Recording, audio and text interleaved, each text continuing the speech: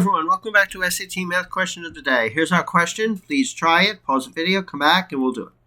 Okay, the given function f models the annual worldwide production of avocados in millions of metric tons, t years after 2000. According to the function, by how many metric tons did the annual world production of avocados increase from 2010 to 2011? Okay. Now, I see two choices of what we can present. Choice one is to calculate what the question asks for, and choice two is to observe the mathematical properties of the function and read off the answer directly. Right. So I suggest we do both. Yep, I agree. Which one first? It's so funny. When I first read it, I actually was going to consider calculating the production in 2010, calculating the production in 2011, and subtracting them. Yes. I was tempted to do that. So that is the approach number one. So should we do that? Sure. F of 2010, so using fancy notation, using that function. T is the number of years after 2000. Oh. So it's not F of 2010, right. It's F of 10. You're right. It's F of 10 minus F of 11. Yeah. Yep. Right. Okay. But now it's interesting. I don't know if I would have done it the other way. I don't know, because I can't say what I would have done, right? I only say what I initially thought. And it's possible, as I was thinking that, I possibly would have said, no, there's another way to do it. Well, my direction of thought, was opposite yours. Oh. Now, what we can do to save us a little bit is not actually calculate the numbers, but use some algebra. It's 1.7 plus 2.54 minus 0.17 times 1. There's a very, very, very important consideration. This is so ugly. There is a very, very important consideration which I didn't say, which we have to reveal. This question came from the 2023 SAT question and answer service. You can find it somewhere on the internet. This was a non-calculator question. This came from the non-calculator section of the test. You do not have a calculator back when you took this test 2023 to do this calculation. That is a game changer. That immediately tells you that this is not a great way to do it. Yes, that is not but I mean, in terms of actually calculating the numbers, it's not a great way to do it. The new digital SAT probably would not have this exact question, because the new digital SAT is calculator, 100% calculator. There are all the questions have a calculator. So this question, the way it's asked, is not going to be asked in the future. But it's not practical to use it. It's not practical to do this. And then the SAT is not going to be asking you to multiply 11 times 17. So, but we can still do this algebraically. This is 1.7 times. What am I? No, 1.7. 0. It's 1.7 times 1 plus 5.24 minus. Oh, no. What? I am really killing myself. Sorry. This is point. Okay, no. Seth, let me continue. All right. 0.17 times 10 plus 2.54 minus 0.17 times 11 plus 2.54. Okay? So if you get rid of this parentheses here, it's 0.17 times 10. The plus 2.54 let me expand it. Plus 2.54 minus 0.17 times 11 minus 2.54. Let me tell those people in our audience who are still listening. Yeah. We are going to do this in a much better way when Joel is finished. Of course we are. Of course we are. We're just going down a rabbit hole. Hang in there. We're demonstrating the struggle that you'll go through when you're not really prepared with the understanding of the math and the SAT. Right. Now I'm running into a problem because I'm running into a negative number. The reason I'm running into a negative number is because this is wrong. The proper answer to this question is f of 11 minus f of 10. Okay? That's the proper answer to this question. So we would put a negative sign here and a plus sign here. So let's clean this up if we can, and then we'll get the final answer, and then we're going to do it the right way. Okay? This is like such a stupid way of doing it. But if you go down this rabbit hole, this is where you end up. So we have 11 times 0.17 minus 10 times 0.17. Okay, we could factor out the 0.17. We have 11 minus 1. We have 0.17 times 1, and the answer is 0.17. Okay, this is not how you do the problem. Remember, this is not a calculated question. But all the algebraic manipulations that I did are not for waste. Just try to go back and see how I did that, because you may have to do such algebraic manipulations in the future. Yeah, I think. But the answer is 0.17, which Seth will proudly say is the slope of the line. Okay, Seth. Yes. You won. Now, I've wasted enough of people's time. Why don't you explain it, how to do it the way they probably wanted you to, because this is a non-calculated question. So you could do this problem. Okay, erase everything. You could do this problem in about maybe like 2 seconds.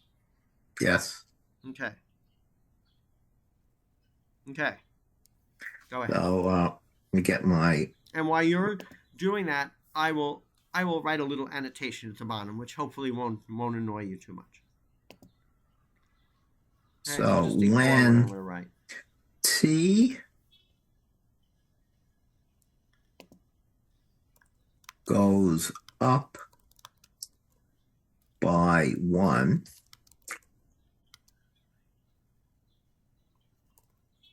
this term goes up by the coefficient of T, which is the 1700ths. And the question is, how much does f of t go up when t goes up from 10 to 11? Right. Of course, 10 to 11 is going up by 1. Right. And so the answer is 17/100ths. Right.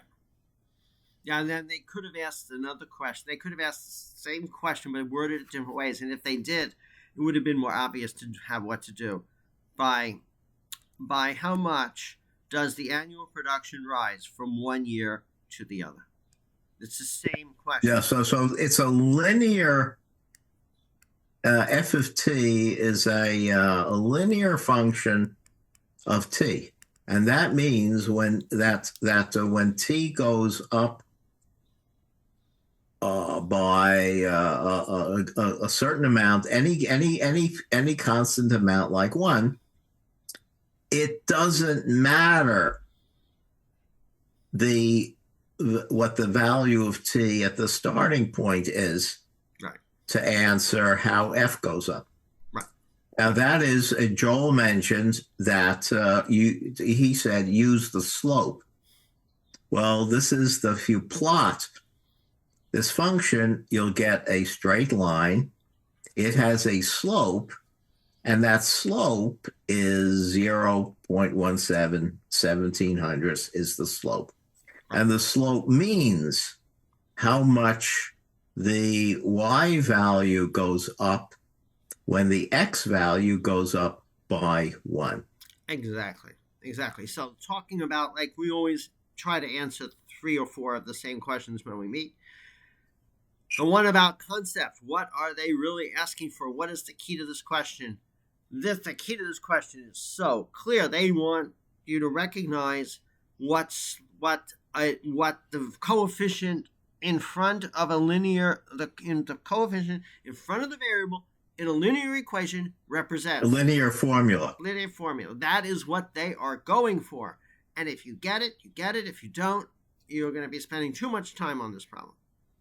So that is the main idea of this problem. And this main idea comes up a lot. I mean, every test probably has at least one question that uses this main idea that Seth said so eloquently a few moments ago. Yeah. Okay, calculator. This is not a calculator question, although in the new SAT, everything is calculator. So I don't know what they would ask. They may ask this, but don't use a calculator.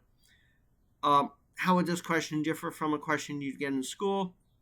Oh, no. How would you do this question differently from a question you would get in school? Probably not at all. If they gave this question at all, you would use the same concept that the coefficient in front of the variable term is the rate of change of the function. And the rate of change is how much it changes per unit of change in the variable. Okay. And I think we answered all our questions that we usually try to do. Yeah. Okay. So this question is very conceptual. On conceptual questions like this, hopefully you can do this question in about 2 or 3 seconds.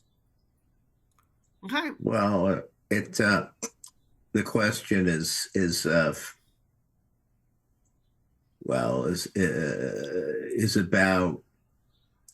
about understanding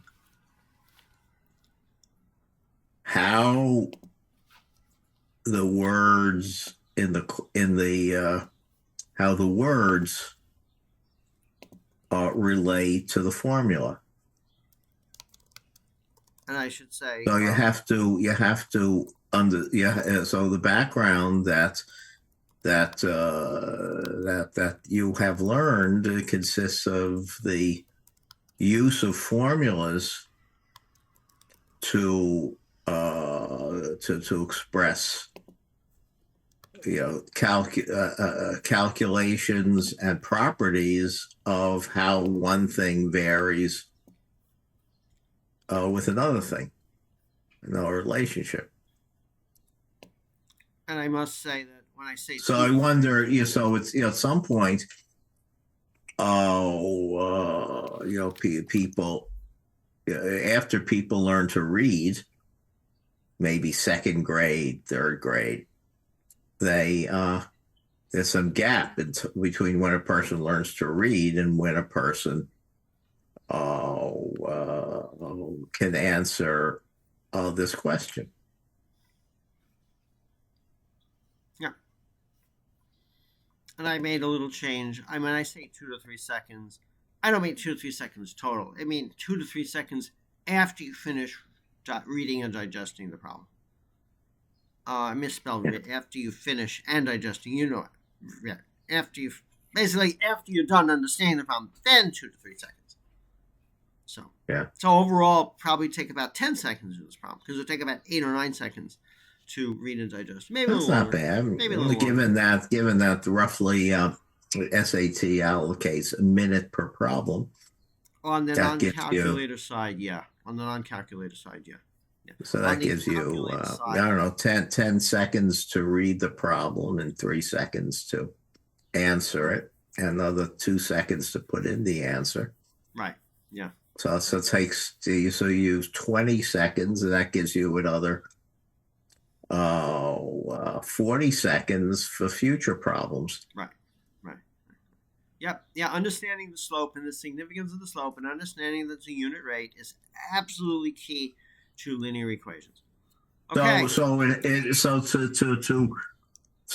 competence in this problem consists of combining in your knowledge slope, algebra formulas where juxtaposition of a number and a letter means multiply, concept of linear, the distributive law, which is how it is that 1 point is 0.17 times, let's say, t plus 1 equals 0.17t plus 0.17 times 1. That whole combination of ideas reinforce each other in your mind to enable you to do questions like this very efficiently. And then So also, the more practical directions, the more different ways you understand, the better is your operation here. Together with the more you practice with seeing and and working on answering questions like this. Yeah, practice. And I made the classic mistake, but I'm sure I would have caught it when I did F of 2010. It's sort of ridiculous. The t, the variable, is defined as the number of years after. And when I read it, I made a point of that, knowing that you can make this mistake, and I made this mistake. Math is humiliating. Okay, so so we're here to hopefully show you approaches on how to do the math problems, different perspectives, different lenses. I'm Joel. I have a PhD in mechanical engineering from Columbia University. My brother Seth's a PhD in math from MIT. He's been teaching computer science at SUNY Albany for many years. He's now retired. He's a professor emeritus. We're here hopefully to go over math SAT math questions, offering different approaches, different insights. So hopefully, you get something out of these videos. In terms of practicing for the SAT, do as many practice questions as you can. Khan Academy offers basically they tell you what's on the test. They work with the SAT people. You could practice on them and then get yourself as many SAT practice tests as you can. And as you go digital, definitely go to the SAT website. They will offer sample digital tests that you can take on your computer. Then you should be adequately prepared. Isolate what questions, what question types you're weakest on, and study those a little extra, but also study the questions you're strong on so that you can do problems like this in like a moment or two, so you have time to do the questions that are more difficult or you find more difficult. I guess that's it. So please comment on our videos. Please dislike them. All comments are welcome and encouraged. They help us. And if you have any SAT math questions, then email them to us at satmathquestionoftheday@gmail.com, and we'd be more than happy to bring them up on the screen here and do them and show you how to do them. Okay, everyone, have a great day.